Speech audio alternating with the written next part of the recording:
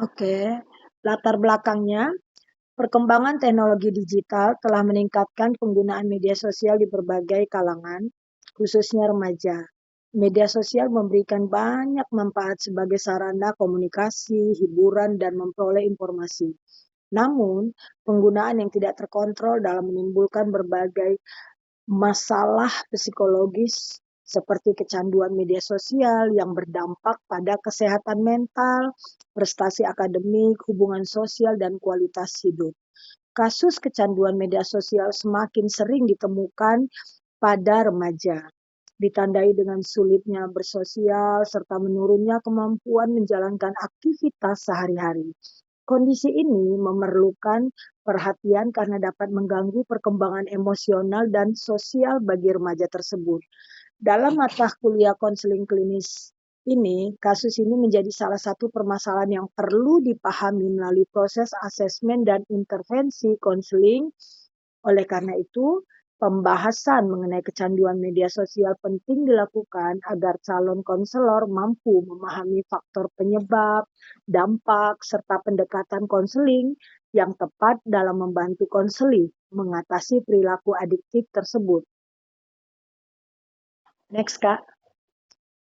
Pengertiannya dari kasus ini adalah kecanduan media sosial adalah kondisi ketika seseorang menggunakan media sosial secara berlebihan sehingga sulit mengontrol penggunaannya. Perilaku ini mengganggu aktivitas sehari-hari seperti belajar, bekerja, bersosialisasi, dan menjaga kesehatan bahkan mentalnya sekalipun. Kasus ini adalah seorang remaja yang berusia 17 tahun, berjenis kelamin laki-laki yang menggunakan media sosial lebih dari 10 bahkan 12 jam bahkan bisa 24 jam sehari sehingga membuat remaja tersebut nilai akademiknya turun, malas mandi, sulit berkonsentrasi dan mengalami gangguan tidur, insomnianya parah banget dan menarik diri bisa mengurung dalam kamar berjam-jam bahkan berhari-hari serta mudah marah saat misalnya dipanggil orang tua atau dipanggil teman bahkan di saat wifi-nya tidak lancar seperti itu. Next, Kak.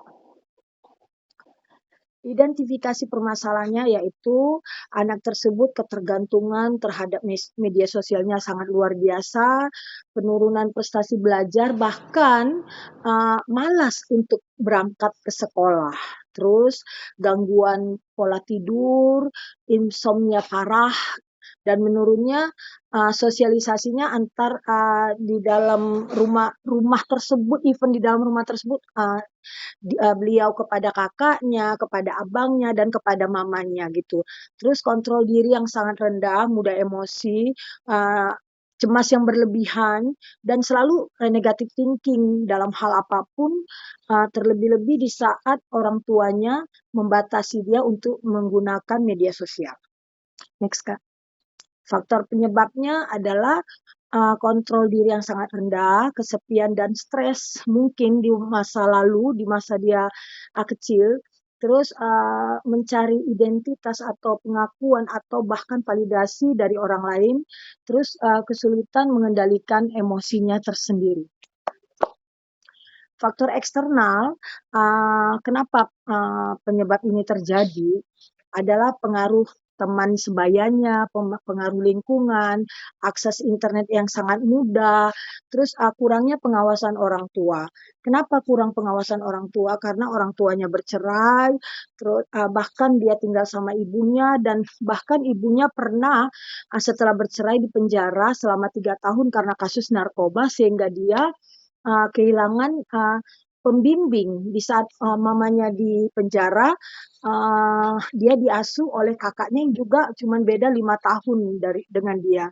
Terus lingkungan digital atau apa ya fasilitas yang diberikan oleh kakaknya yaitu wifi dan komputer, media sosial sehingga dia terus-menerus mencari pelarian lewat komputernya tersebut lewat penggunaan media sosial.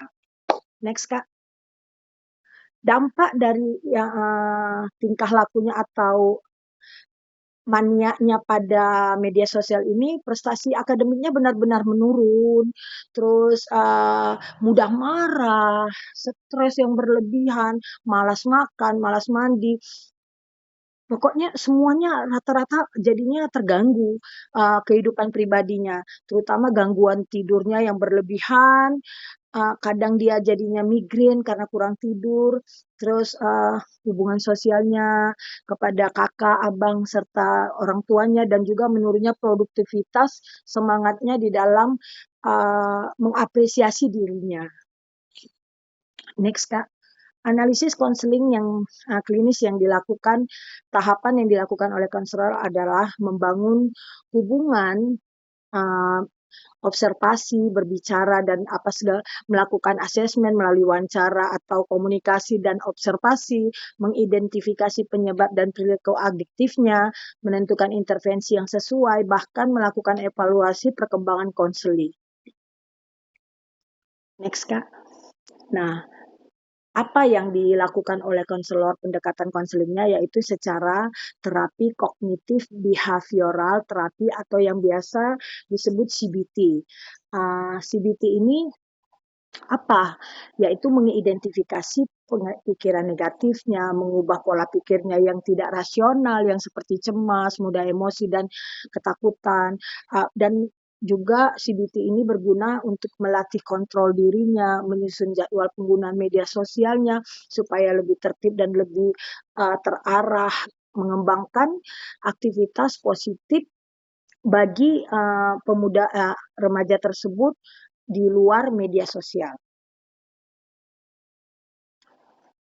Peran konselor memberikan dukungan psikologis, pendekatan dari hati ke hati, sharing, membantu konseling, memahami masalahnya, penyebabnya apa, terus setelah tahu penyebabnya, berbicara dari hati ke hati, memahami yang terjadi, penyebabnya ini apa. Konselor melatih, setelah mengetahui itu, melatih keterampilan mengendalikan diri remaja tersebut, terus melibatkan mamanya terutama karena setelah saya komunikasi juga sama mamanya, mamanya terlalu membiarkan anaknya apapun yang dilakukan dibiarkan karena setiap saya tanya kenapa, why ini terjadi, dia bilang nggak apa-apa deh no gitu kan, saya kan udah 3 tahun nih lepas dari anak, perkembangan anak, ya udah apa maunya anak saya mauin aja, itu yang selalu dikatakan mamanya sehingga anak-anaknya lepas kontrol, remaja tersebut lepas kontrol dan terus melakukan proses demi proses konseling tersebut untuk mencapai tujuan yang lebih baik, terus memantau perkembangan konseling. Kesimpulannya, remaja tersebut yang kecanduan media sosial itu memiliki masalah psikologis yang semakin sering terjadi bukan hanya pada remaja ini, banyak sekali remaja-remaja yang ada di sekitar beliau, terus dampaknya meliputi aspek akademik, sosial, emosional, dan kesehatan mental. Bahkan yang tadinya dia juara, jadinya dia tidak juara lagi gitu. Padahal bahasa Inggrisnya sangat lancar gitu dan sangat fasih. Konseling klinis berperan penting melalui asesmen dan intervensi yang tepat. Pendekatan CBT efektif. Pendekatan terapi CBT ini sangat efektif membantu konseli mengubah pola pikir dan perilaku sehingga penggunaan media sosial menjadi lebih sehat dan seimbang. Kenapa saya bilang pendekatan CBT ini lebih efektif? Karena memang ada perubahan-perubahan yang positif yang terjadi setelah melakukan observasi demi observasi yang lalu gitu loh, Bu dosen. Next, Kak. Nah, ini dia daftar pustakanya. Saya teorinya ya, Bu, ini saya dapat dari sini, tapi kejadiannya memang terjadi di teman anak saya, Bu. Terima kasih.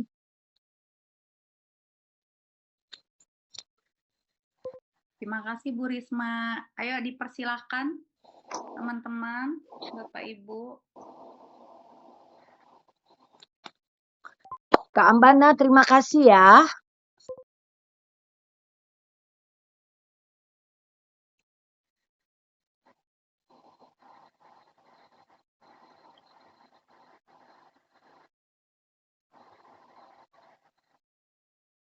Ini seperti biasa, diem antara ngerti banget atau masih bingung.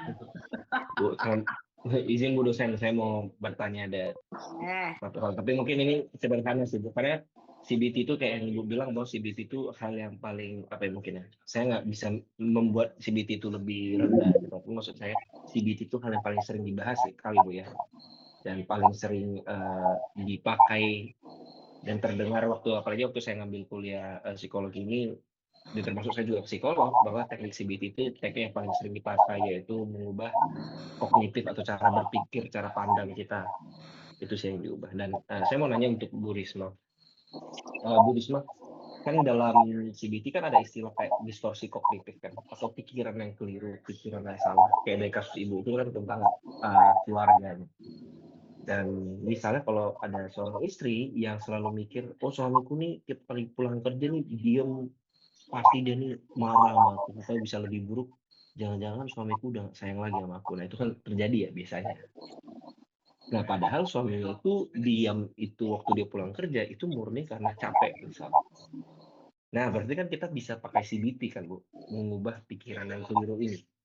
Nah pertanyaan saya adalah bagaimana cara pendekatan CBT ini memutus pola pikir yang salah sasaran seperti ini, supaya komunikasi mereka ini bisa jadi lebih logis dan gak gampang salah paham.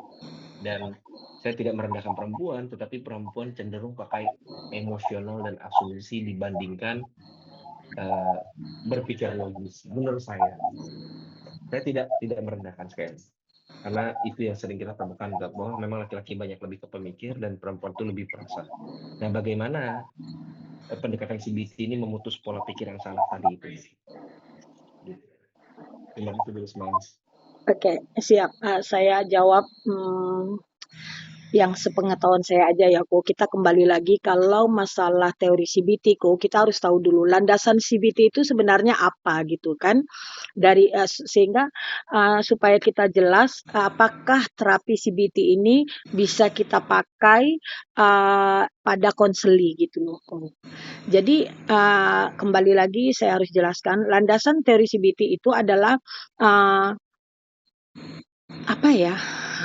Membantu CBT ini benar-benar membantu konseli mengidentifikasi atau mengevaluasi dan juga mengubah pola pikir yang tidak rasional menjadi realistis, sehingga emosi dan perilaku dapat berubah ke arah yang lebih positif. Jadi kita lihat dulu gitu loh kok, kalau memang benar tepat untuk konseli, kita lakukan terapi CBT, baru kita lakukan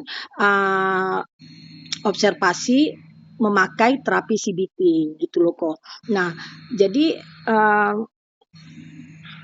kalau yang seperti Koko bilang tadi, memang perempuan kan nggak tahu kenapa ya, saya juga perempuan ya kok, tapi selalu pakai perasaan gitu ya, selalu pakai perasaan. Karena perempuan itu dia kadang gini kok, sorry, laki-laki itu suka bilang, ngapain ngomong cinta kalau ngapain selalu mengumbar-umbar mengatakan I love you, tapi tindakan nggak benar gitu. Tapi perempuan tuh sebenarnya suka dilakukan seperti itu gitu, I love you sayang gitu.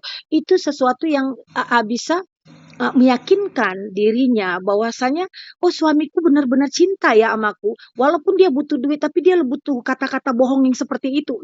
Mungkin saya bilang bohong, kenapa? Karena ya apa ya saya bilang ya,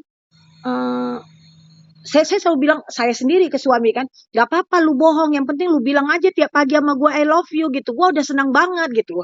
Seperti itu kok gitu loh. Jadi untuk mengubahnya seperti itu tadi, kita evaluasi lagi bla bla segala macam. Nah kalau memang sudah paham, kita artikan. Dan si laki-laki juga harus tahu kok bahwasanya perempuan tuh suka ditipu juga gitu loh. Ditipu untuk kebaikan, menenangkan perasaannya. Izin Bu dosen, saya minta maaf kalau salah.